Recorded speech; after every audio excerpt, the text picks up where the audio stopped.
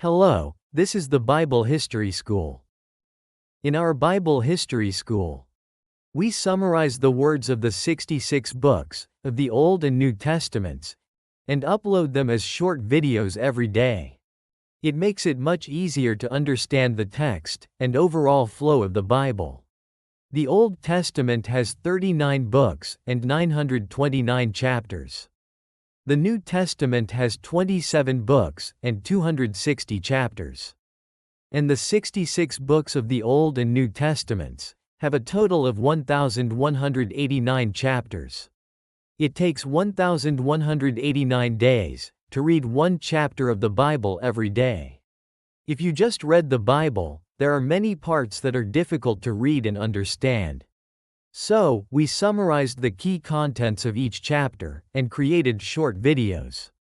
It is much easier to understand the content if you watch the appropriate videos together than if you just read the sentences.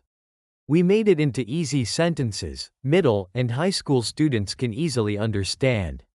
Not only students but also ordinary people who have a hard time reading the Bible due to their busy daily lives. It is good for them to meditate on one chapter of the Bible every day. I hope you will encourage your children, parents, friends, and neighbors to read the Bible. In addition, the Bible History School is currently serializing Revelation and World History with great acclaim. We would appreciate it if you could subscribe together. Your support and encouragement have given us a lot of strength in producing Bible a Day in Revelation and World History. Thank you very much. Judges, Chapter 1. The Triumph of Judah and Benjamin. Chapter 1 of Judges begins with the Israelites inquiring of the Lord about the war against the Canaanites after the death of Joshua. The Lord commanded the tribe of Judah to lead the charge and promised them victory. Judah, along with the tribe of Simeon, advanced and defeated the Canaanites and the Perizzites. They captured Adoni-Bezek and cut off his thumbs and big toes, and Adoni-Bezek acknowledged God's judgment. Judah also captured Jerusalem and Hebron. And Caleb kept his promise by giving his daughter Achsah to Othniel, who had conquered Kiriath-Sepher. Throughout this process, Judah and Benjamin, under the guidance of the Lord, achieved victory and took possession of the land of Canaan. However, in some areas, the Canaanites coexisted with them, failing to be completely driven out. This demonstrates that the Israelites' journey of conquest was not perfect. Provided by the Bible History School. If you subscribe and set up notifications, you can receive one chapter of the Bible every day. Judges, Chapter 2. Israel forsakes the Lord. The angel of the Lord approached the Israelites. He reminded them of the grace with which the Lord had brought them out of Egypt and brought them into the promised land. He rebuked them for disobeying the command to not make a covenant with the Canaanites and to tear down their altars. In response, the Lord declared that he would test the people by leaving the Gentiles with them. Israel eventually abandoned the Lord and fell into wickedness, serving Baal and Ashtoreth. In response, the Lord became angry and delivered them into the hands of their enemies. However, when they cried out, the Lord raised up judges and delivered them. Nevertheless, Israel repeatedly fell, and despite their trials, they continued their wicked ways. Provided by the Bible History School. If you subscribe and set up notifications, you can receive one chapter of the Bible every day. Judges, Chapter 3. Judges Othniel and Ehud. The Israelites forgot the Lord's commands, served foreign gods, and did evil. Because of this, Jehovah left other nations around the Israelites to test them. In their distress, Israel cried out to the Lord. And the Lord raised up Othniel, a judge, to deliver them. With the Spirit of the Lord upon him, Othniel achieved a great victory and brought peace to the land. However, after Othniel's death, Israel returned to wickedness. And the Lord strengthened Eglon, king of Moab. Israel suffered under Eglon for 18 years. And the Lord raised up Ehud as their deliverer. With wisdom and courage, Ehud defeated Eglon and defeated Moab. And Israel enjoyed peace again. Afterwards, Judge Shamgar defeated the Philistines and saved Israel. Provided by the Bible History School. If you subscribe and set up notifications, you can receive one chapter of the Bible every day. Judges, chapter 4. Judge Deborah. The Israelites again did evil in the sight of the Lord. God sold them into the hands of Jabin, king of Canaan. He was a powerful king with 900 iron chariots. And Israel suffered oppression under his rule for 20 years. At that time, Deborah, a judge and prophetess of Israel, was leading the people and giving judgment. Deborah summoned Barak and relayed the Lord's command to lead 10,000 men to Mount Tabor.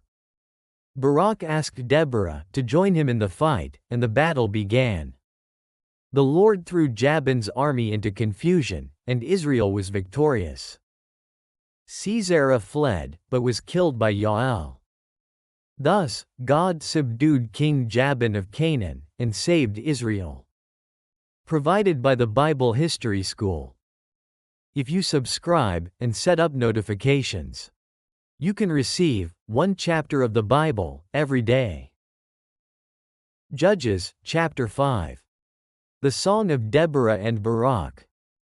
Deborah, known as the mother of Israel, and Barak, son of Abinoam, sang in joy over the victory God had given them. God caused the people of Israel to rise up and devote themselves. They also praised God for his grace in raising up leaders for Israel to lead the people. They sang of God's power, shaking the earth and heavens, and remembered the devotion of the warriors. Deborah awoke and sang. And Barak shared God's work through his great victory in battle. In particular, the story of Jael defeating Sisera, Israel's enemy, became a symbol of victory. In the end, God's enemies would be destroyed. And those who love him would shine brightly like the sun. As a result, Israel was given 40 years of peace. Provided by the Bible History School. If you subscribe and set up notifications, you can receive one chapter of the Bible every day. Judges, chapter 6. Judge Gideon. The Israelites again did evil in the sight of the Lord. So God delivered them into the hands of Midian for 7 years. The Midianites invaded and plundered their land, impoverishing the Israelites. So the Israelites cried out to God, and the Lord sent a prophet. He warned them, reminding them of God's deliverance of the Israelites from Egypt.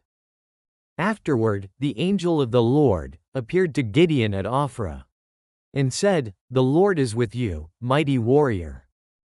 Gideon, filled with fear and doubt, considered himself insignificant. Yet God chose Gideon and devised a plan to defeat Midian. Gideon asked for a sign to confirm God's power. God answered Gideon's request and performed amazing signs. Gideon then followed God's instructions and tore down the altar of Baal. He took the first step toward Israel's salvation by building a new altar to the Lord. Provided by the Bible History School. If you subscribe and set up notifications, you can receive one chapter of the Bible every day. Judges, chapter 7. Gideon defeats Midian. Gideon and the Israelites who followed him camped near the spring of Harod. The Midianite camp was in the valley to the north. The Lord said to Gideon, "I am afraid that the people will boast that they have won by their own strength, because there are so many of them." That is why the Lord told Gideon to send away the fearful men. So, 22,000 men returned, leaving 10,000. But the Lord told Gideon to select 300 men, who lapped water with their hands. That night, the Lord encouraged Gideon and told him to go down to the Midianite camp himself. There, Gideon heard a Midianite soldier's dream about barley bread and its interpretation and was confident that the Lord would win. He divided the 300 men into 3 groups and assigned them to carry trumpets, pitchers, and torches. Then, Gideon and his men surrounded Midian, blew their trumpets, smashed their jars, and shouted loudly. The Midianite army, thrown into confusion, fled, attacking themselves. Furthermore, the Israelites, called from Naphtali, Asher, and Manasseh, pursued the Midianites. Provided by the Bible History School. If you subscribe and set up notifications, you can receive one chapter of the Bible every day. Judges, chapter 8. The Midianite kings killed by Gideon. The Ephraimites questioned Gideon about why he had not called them to battle against Midian. Gideon wisely acknowledged their merits and quelled the dispute. Then, exhausted, Gideon and his 300 warriors pursued Zebah and Zalmunna, the kings of Midian. The officials of Succoth and Penuel refused them food. But Gideon, trusting in God's strength, pressed on. Finally, he captured Zebah and Zalmunna, the kings of Midian, and routed the enemy. Gideon refused to take credit for the victory, proclaiming, "The Lord alone will reign." However, the Israelites worshipped the gold ephod Gideon had made, which became a snare. After Gideon's death, the Israelites forgot Jehovah and returned to idols, leading to chaos. Provided by the Bible History School. If you subscribe and set up notifications, you can receive one chapter of the Bible every day. Judges, chapter 9. Abimelech. The story in Judges chapter 9 depicts Abimelech's lust for power and the tragedy it entailed. Abimelech, son of Jerubbaal, desired to become king in Shechem, his mother's hometown.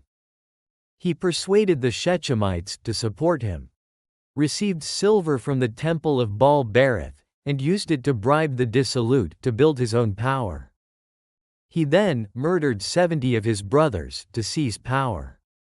However, only Jotham, Jerubbaal's youngest son, survived and uttered a curse. Abimelech eventually turned his back on the people of Shechem. And through war, he destroyed Shechem and killed many people. Finally, a woman threw an upper millstone at Abimelech, breaking his head. Abimelech's wickedness ended when his men killed him at his own request. God punished Abimelech and the Shechemites for their dangerous and wicked acts. The curse of Jotham, fulfilled through their tragic end, taught a lesson about human desire and judgment. Provided by the Bible History School. If you subscribe and set up notifications, you can receive one chapter of the Bible every day. Judges, chapter 10. Judge, Jephthah. Chapter 10 of Judges tells the story of the Israelites' repeated apostasy, God's judgment, and the judges who rose up amidst this. After Abimelech, Tola, grandson of Dodo, became a judge and led Israel for 23 years. After his death, Jair the Gileadite became a judge and ruled for 22 years, bringing stability to the nation. However, the Israelites again sinned, turning away from the Lord and serving foreign gods. In response, God delivered them into the hands of the Philistines and the Ammonites. Israel suffered for 18 years, crying out to God. But God rebuked them for their repeated apostasy. Then Israel repented, abandoned foreign gods, and served the Lord. And God's heart was filled with sorrow upon seeing their suffering. Facing war with the Ammonites, Israel needed a new leader. And Jephthah became its central figure. Provided by the Bible History School. If you subscribe and set up notifications, you can receive one chapter of the Bible every day. Judges, chapter 11. Jephthah's daughter. Jephthah the Gileadite was a courageous warrior. Born the son of a prostitute, Jephthah was driven out by his brothers, and lived a lonely life in Tob. However, when the Ammonites invaded Israel, the elders of Gilead sought Jephthah's help. Jephthah accepted the pleas of those who had rejected him, made a vow to the Lord, and faced the Ammonites. In the end, with the Lord's help, he was victorious. However, on his way home, his vow came true in a cruel way. When Jephthah's daughter greeted him joyfully, Jephthah was overcome with grief. She accepted her father's vow and spent 2 months in the mountains, mourning for his death as a virgin. This incident became a tradition among the daughters of Israel, who mourned Jephthah's daughter every year. Provided by the Bible History School. If you subscribe and set up notifications, you can receive one chapter of the Bible every day. Judges, chapter 12. Jephthah and the Ephraimites. Jephthah, a judge of Israel, achieved a great victory in battle against the Ammonites. However, after the battle, the Ephraimites came to him, angry, asking why he had not summoned them. Jephthah explained that they had asked for help in their battles, but they had not responded, and there was no reason to fight now. Eventually, the conflict escalated into war, and Jephthah and his men in Gilead defeated the Ephraimites. Notably, at the Jordan River, they employed a tragic method, identifying and killing Ephraimites by pronouncing the word Shibboleth. Jephthah ruled Israel for 6 years before his death. After him, other judges, including Ibzan, Elon, and Abdon, ruled Israel in succession. During their reigns, the nation enjoyed a brief period of peace. Provided by the Bible History School. If you subscribe and set up notifications, you can receive one chapter of the Bible every day. Judges, chapter 13. Samson is born. The Israelites again did evil in the sight of the Lord. Because of this, the Lord delivered them into the hands of the Philistines for 40 years. There was a man from the land of Zorah, of the tribe of Dan, whose name was Manoah. His wife was childless. One day the angel of the Lord appeared to her and said, "You will have a son. Drink no wine or strong drink, and no razor shall come on your head. He will be a Nazirite, and he will begin to save Israel." She told this to her husband, Manoah. Manoah prayed to God, asking for the angel to return. The angel appeared again, and repeated all the words. And Manoah offered a burnt offering to the Lord. Sometime later, his wife gave birth to a son, and named him Samson. The Lord blessed him. Provided by the Bible History School. If you subscribe and set up notifications, you can receive one chapter of the Bible every day. Judges, chapter 14. Samson and the woman of Timnah. Samson went down to Timnah, and saw a Philistine woman, a daughter of a Philistine, and begged his parents to take her as his wife. His parents opposed the idea, but Samson's resolve was firm. On the way to Timnah, he met a young lion, and tore it to pieces with his bare hands.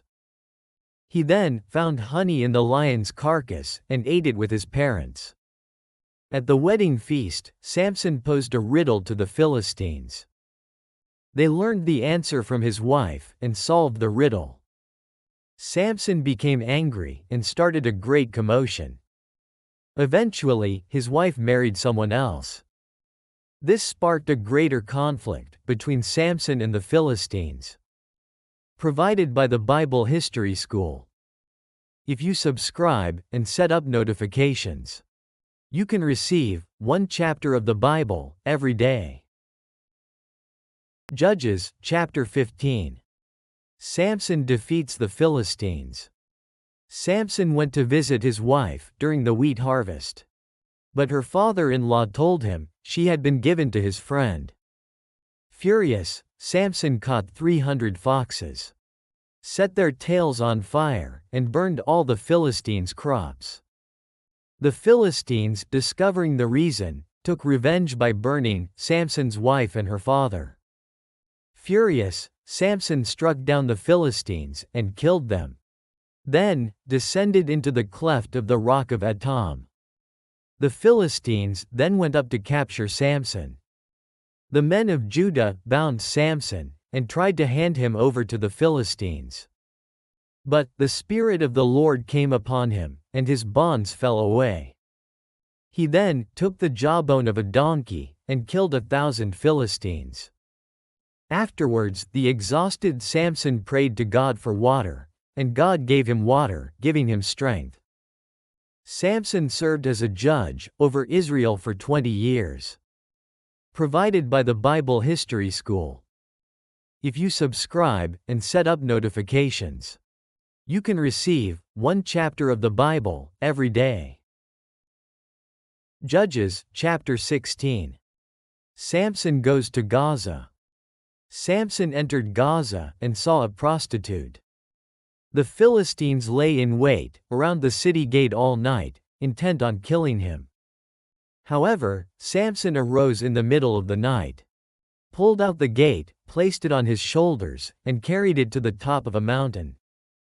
After this, he fell in love with Delilah of the valley of Sorek. The Philistine lords approached Delilah and promised her a reward if she could learn the secret of Samson's strength. Delilah kept urging Samson. He finally confessed that his hair was the source of his strength. Delilah called the Philistines and had them shave off Samson's hair. Stripped of his strength, Samson was captured, blinded, and taken to Gaza, where he was forced to work in prison. His hair grew back over time. And at a Philistine festival, he prayed to the Lord one last time. Samson regained his strength and destroyed the building. Samson was crushed to death by a collapsed building, along with countless Philistines. His brothers took his body and buried it in their hometown. Provided by the Bible History School. If you subscribe and set up notifications, you can receive one chapter of the Bible every day. Judges, chapter 17. The priest of Micah's house. There was a man in the hill country of Ephraim named Micah. He had 1,100 pieces of silver that his mother had lost. When he confessed, his mother prayed for her son's blessing and received the silver back. She said she would make an idol with the silver and offer it to the Lord. So, an idol was made and placed in Micah's house. Micah built a shrine and made an ephod and household idols. He then appointed one of his sons as priest. At that time, Israel had no king, and everyone did what he saw fit. Among them, a Levite, who was seeking a place to live in Bethlehem in Judah, came across Micah's house. Micah welcomed him into his home and made him a priest, promising him 10 pieces of silver, clothing, and food. The Levite stayed in this house and lived like Micah's family. Micah believed that, because of this act, Jehovah would bless him. Provided by the Bible History School. If you subscribe and set up notifications, you can receive one chapter of the Bible every day. Judges, chapter 18. Micah and the tribe of Dan. In the days when Israel had no king, the tribe of Dan was seeking a land to settle in. 5 brave men were sent from Zorah and Eshtaol to spy out the land. And they stayed at Micah's house in the hill country of Ephraim. Some of them spoke with a young Levite, whom Micah had hired, and learned that he had been hired as a priest. Then they explored the land of Laish, and seeing that it was peaceful and prosperous, reported this to the others. Finally, 600 Danites took up arms, and before departing for Laish, took away Micah's idols and priests from his house. Micah argued with them, but was unable to recover anything from the Danites. Arriving at Laish, they defeated the people, burned the city, and named it Dan, where they settled. The Danites lived by erecting and dedicating the carved idols they had taken from Micah's house. This was a very different path from the one God had planned for them. Provided by the Bible History School. If you subscribe and set up notifications, you can receive one chapter of the Bible every day. Judges, chapter 19. A Levite and his concubine. In the days when Israel had no king, a Levite who lived in the remotest part of the hill country of Ephraim. He took a concubine from Bethlehem in Judah. But she left him and returned to her father's house, where she stayed for 4 months. The husband went to pick up his wife, persuaded her affectionately, and stayed there for a few days. On their way, they stopped at Gibeah for the night. However, the people of that place committed a great evil and abused the concubine. At dawn, she fell beside her master and died. The husband cut the concubine's body into 12 pieces and sent them throughout Israel. As a reminder of this incident sent shockwaves throughout Israel. Provided by the Bible History School. If you subscribe and set up notifications, you can receive one chapter of the Bible every day. Judges, chapter 20. Israel prepares for war. The entire congregation of Israel gathered at Mizpah and stood as one before the Lord. They heard of the terrible crime committed in Gibeah and resolved to bring judgment upon it. They asked the tribe of Benjamin to hand over the wicked men. Benjamin refused and instead prepared for battle. Israel sought God's will and began the battle, but suffered heavy losses in the initial battle. However, they returned to God, fasting and praying. Ultimately, under God's guidance, they defeated Benjamin and completely destroyed their wickedness. Then, the Israelites returned from there, each to his own tribe and family. Provided by the Bible History School. If you subscribe and set up notifications, you can receive one chapter of the Bible every day. Judges, chapter 21. The wives of the descendants of Benjamin. The tribes of Israel gathered at Mizpah and swore an oath not to give wives to the descendants of Benjamin. This left the tribe of Benjamin in danger of disappearing after the civil war. The Israelites were heartbroken and sought a solution. They brought 400 virgins from Jabesh Gilead who had never known a man. These women were given as wives to the surviving Benjaminites, but it was not enough. Eventually, they captured the women who came out to dance at the annual festival in Shiloh and took them as wives, thus continuing the tribe of Benjamin. All of these events demonstrate that, since Israel had no king at the time, each individual acted according to his own judgment. Provided by the Bible History School. If you subscribe and set up notifications, you can receive one chapter of the Bible every day.